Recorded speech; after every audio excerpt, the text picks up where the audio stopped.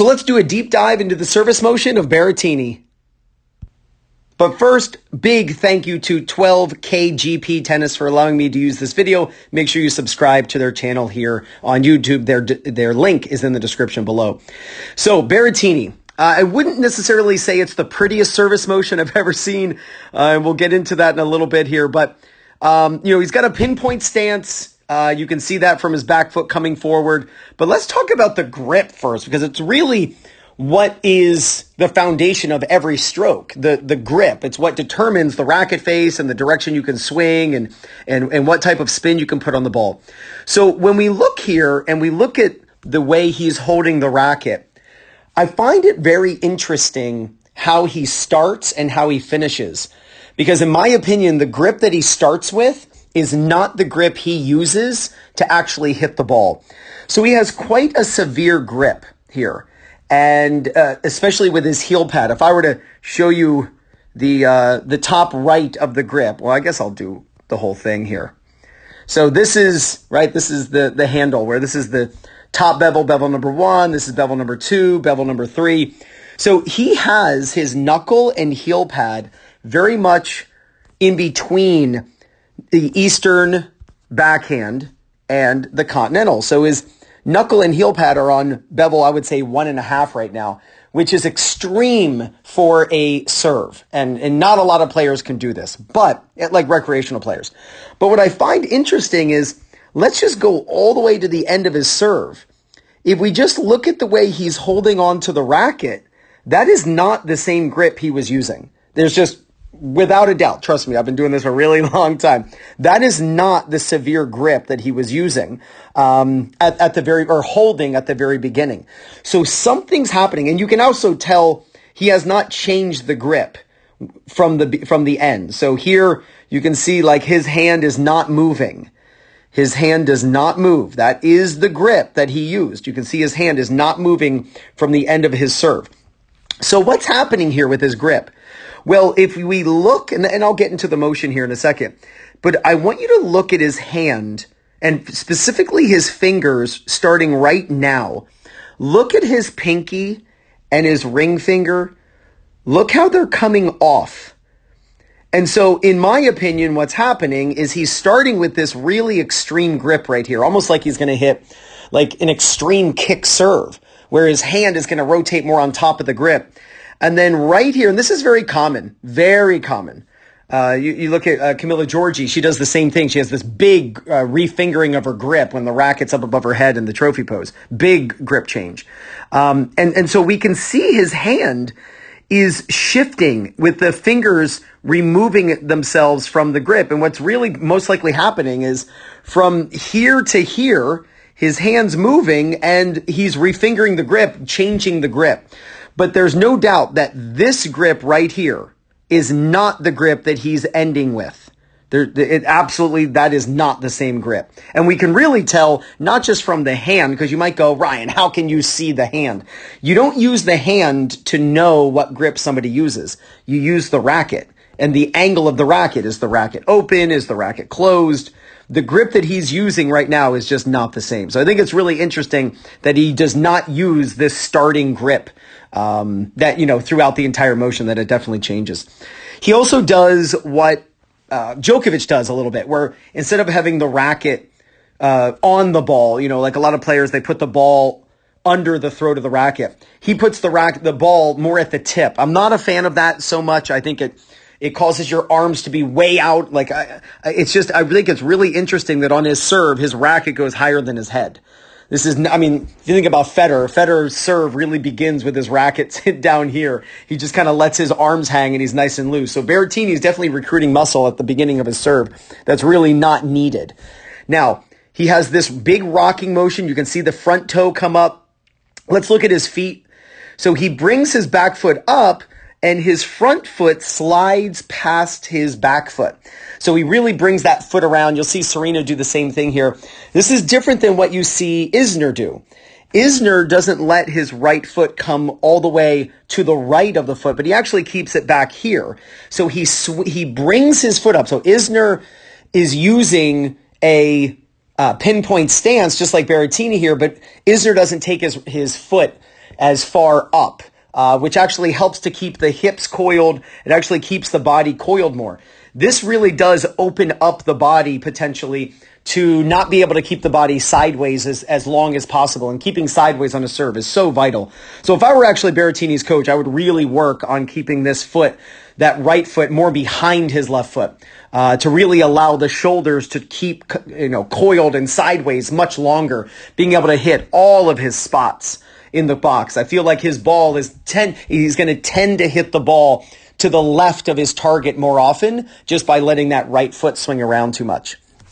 Now let's look at the way he lifts his arms. This is interesting. I would definitely not allow a student of mine to serve this way unless they were super established like Berrettini, right? But if I'm teaching a junior and they're doing this, I'm going to quick fix this very early on in me working with them. You'll notice his right arm lifts basically straight. So his arm lifts up, but he's now going to have to pull this elbow back. And watch his elbow pull back here. So he's having to basically undo what he's doing here, where he's lifting up, tip of the racket is pointing off to the right, but then he's going to have to, almost like he's elbowing someone behind him, he's going to have to make this move where he has to fix this. Now, because of that, he has to toss higher than the average bear, if you know what I mean, right? He's got to toss the ball, and now he's going to have to pull this elbow back. Now, this actually looks pretty good, but it's taking him a while to get into this position. And that's actually why, if we look at his toss, he's having to toss the ball pretty high. If we just get to the point where the ball releases out of his hand, which is right there. Now the ball's out of his hand. I'll just put a little timer here to see how long the ball's in the air until he hits it. And it's basically exactly a second right there. So it's basically a second that the ball is in the air. That's longer than what you see Federer. That's longer than what a lot of the pros are. So I actually, he has a pretty high toss compared to a lot of the men on tour. So I would actually, if I were him, I would actually work on not lifting the arm up, the right arm out in front like this, but actually learn to swing the racket more across the feet like Federer and then bring the racket in over his head from there, rather than having to lift the arm up. Then he's got to fix the arm. You can just see how high that toss is. He just chucks that toss up into the air, and then he's got to fix it. Now, this looks pretty good. I actually like this position. We can see through his strings. That's a little different than what you'll see with Federer. Right now is Federer, the racket would be on edge, where all we would be able to see is the edge of the racket. I love that Berrettini has his left hand higher than the tip of the racket. This is vital to being able to hit your best serves. So I absolutely love this about Berrettini's serve. You can see he doesn't have much coil. There really isn't much coil. He's not really elbowing the enemy as Salzenstein talks about, where his elbow is behind him. His elbow really isn't behind him. His elbow is more in line with his back, where you'll see, like a Federer, the elbow is back here farther. So getting the elbow farther back, but he can't. Like, he started way out here, and now he's having to pull it back. I guess if he tossed higher, he could get his elbow back here and get it all the way behind him, which is vital to hitting good, big, powerful serves. But again, that's just a product of Berrettini going out here and then pulling back. Not something I would want somebody to copy. Again, here is where we start to see Berrettini's hand shift. You can see right there, you can see the opening of his hand. And this is where I believe he starts to change the grip. And you can actually see from here to here, look at his racket face.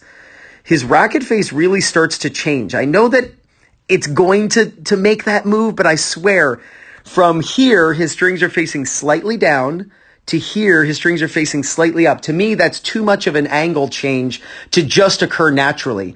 That's where I believe he's changing his grips. A little hard to see, but I feel like he's shifting his grip slightly to not use the typical grip or the starting grip that he has and what a lot of people believe he uses. I love, again, how long his left arm is staying up. Most amateur players do not keep their left hand up here when the racket has begun to drop. So I love how long his left arm is staying up. That keeps the shoulder angle intact, where his left shoulder is going to still be higher than his right shoulder. Really, really good stuff, which is really going to promote swinging up. His racket comes around on edge. Absolutely beautiful right here at this point. Strings are facing ever so slightly closed. Looks like he's going to hit the ball with the edge of the racket.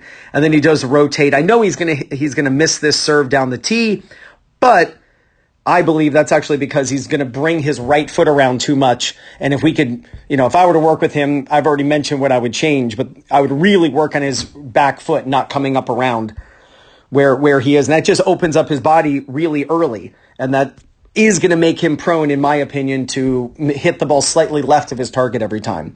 But I love that his racket comes around on edge. So that's supinated. He then pronates. You can see his strings after contact are now facing off to the right. Kind of looks like Djokovic at this point right here. And then, back foot kicks up on the toe. This position where the left hand is here, again, this is optional. You don't have to have your left hand behind you. What's important is that at contact from the back view that you cannot see the left arm. You want it tucking in against the body. And that's a reactive break. When you stop the body, it's actually going to help accelerate the racket. You see javelin throwers, you'll see discus, you'll see hammer throw. They do the exact same thing. It's a reactive break that helps accelerate the hitting arm. And then he does follow through down on the left side. Again, back foot's going to kick up on the toe for balance. So he has a really interesting service motion. I would definitely not say it is super efficient. I would do anything to spend maybe 5 hours with him on the court and just give him some ideas. That's not anything special about me. It's just I think there is a tremendous amount of improvement he could make on his serve. I would not have him start so high up in, at the beginning. I would have his arms more relaxed. I would put the ball under the racket. That way his hitting arm could be relaxed. I would actually have him start with the grip that he uses to hit, not with the extreme. I would have him go more across his feet. I would have him more go across his feet and then knock off the birthday hat rather than lifting the arm in front of him, which is just going to be more muscle recruitment and then have to pull back. I feel like there's just a lot of wasted motion in his serve. And I understand he's a Grand Slam finalist. I understand that if I were to play him, I would literally win 0 points. But that doesn't mean that Floyd Mayweather doesn't have a trainer, right? That doesn't mean that Tom Brady doesn't listen to people who he's so much better than at the quarterback position, but he listens to them and learns from them. So you don't have to be better than someone to be able to give them advice. And then the back foot, look at the back foot past the front foot. I feel like that opens up his body too much. But from right here, I feel like things start to fall into place. They start to fall into place to be able to, hit a good world-class serve. He's a top 10 player for a reason. But yeah, I just feel like there's so much going on with the high toss. To me, this is not the type of serve. Oh, sorry, a little technical glitch there. But this is definitely not a service motion that I would want you to copy from the signature standpoint, meaning what he does that's unique to him. But when it comes to the basics of this position from the trophy position on, it's a pretty solid serve. Again, I don't think it's the best serve on tour. I really do think that Federer's got the best serve. Let me just play this video 5 times in a row so you can just watch his serve and you can see what we've talked about in regular speed.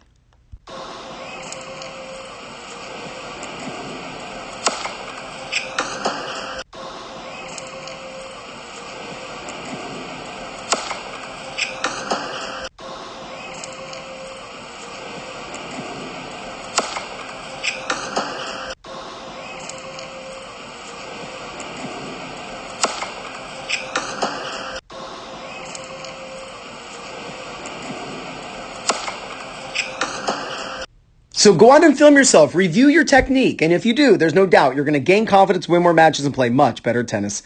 This is Ryan Reedy from 2minutetennis.net. You got this.